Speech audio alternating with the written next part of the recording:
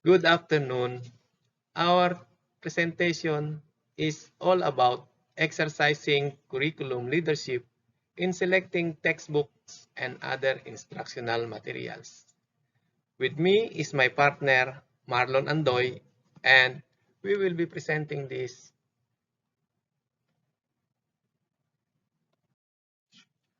framework for developing and selecting textbooks and other instructional materials. They have 6 points that we would like to share to you. Of course, it should be aligned to the K-12 curriculum. The next, contain expert system of knowledge.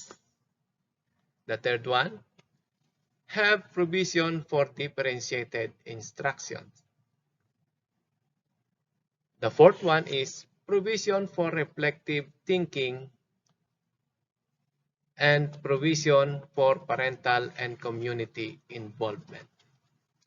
I may say that by knowing my students personally, because of course I have a closer relationship with them than the rest of the curriculum leaders, I know what their needs are, or rather, what their weaknesses and strengths are in terms of academic. Just like how different my two sons are, it is the same with my students. They are diverse and multicultural. They need different strategic teaching styles to learn.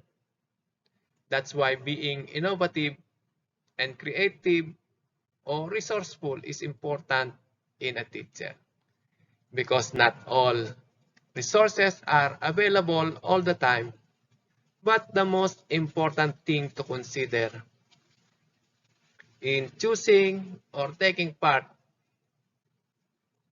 in textbook is of course the needs of my students.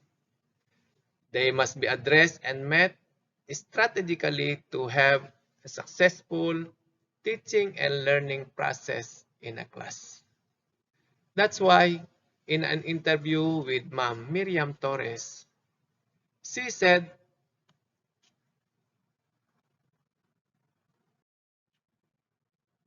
she said that they are using eclectic curriculum which it is blended with the academic subjects. At the same time, they are using or they are based on experiential principles. Subjects are presented to the students in hands-on manner. For example, if their subject is about counting, their is activity is folding clothes while counting the clothes. Or about plants, their activities are about gardening and exploring different kinds of plants. That's why teachers should be innovative or should have another kind of teaching in order for their learners to gain knowledge, especially this time of pandemic.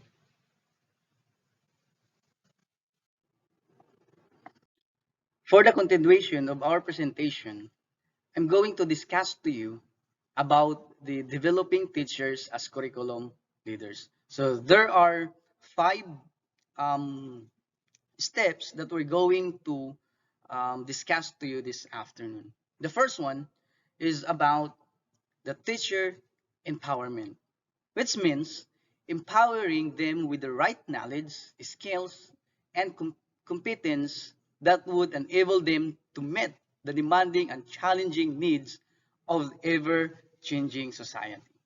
This should be a continuous process where they should develop and gain lifelong experience. So which means an empowered teacher has enough resources and freedom to provide every student with the education that they deserve. And also, teacher empowerment will be change the world not empowering the students. It is really said that great teachers are those who can change a student's life. An empowering student not only delivers great lesson, but also inculcates moral values and life skills in a student. Secondly, is about efficient system. The efficient system is the teachers need to work in an efficient working environment. They need to be part of a system that is collaborative, professional, and effective. It means that the curriculum helps the learners to become the best that they can possibly. And the third one is the mentoring system. This part, mentoring by the students, are much according to interest and will create a mentoring plan based on mutual expectation. Of course, students will be able to select a mentor based on mutual interests, attributes, and demographics. This program invites also the alumni to share their professional experience and encourage students to broaden their network of support, being a mentor to their students. The fourth one is about administrative support. Administrators can help by providing the teachers with buffers.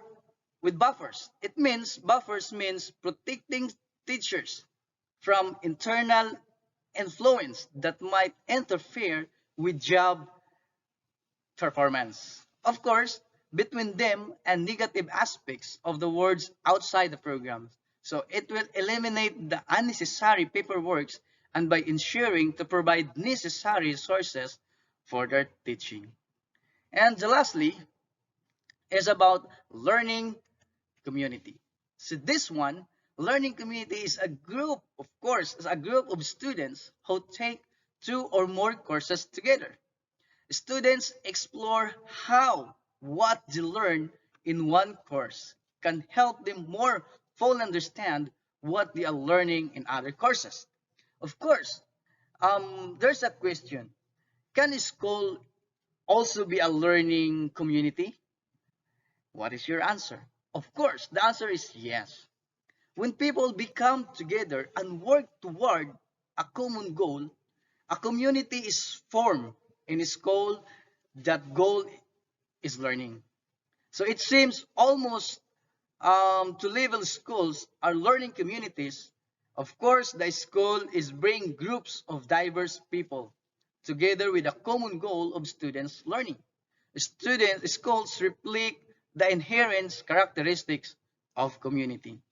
And also, for further information about the learning community, a community where all are learners. Of course, a learners community works together to facilitate participation by all members of the school community to work together and inspire one another to create, develop, and share knowledge.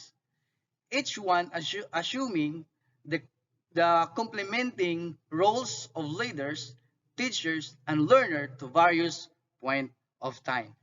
And by the summary of our presentation, instructional materials are very essential since they help the teachers and also the learners avoid overemphasizing on recitation and rote learning that can easily dominate a lesson. So here's the summary. Instructional materials should be used to support the learners, of course. It will be supporting the learners and support by the teachers. So this is our presentation. Thank you and God bless everyone.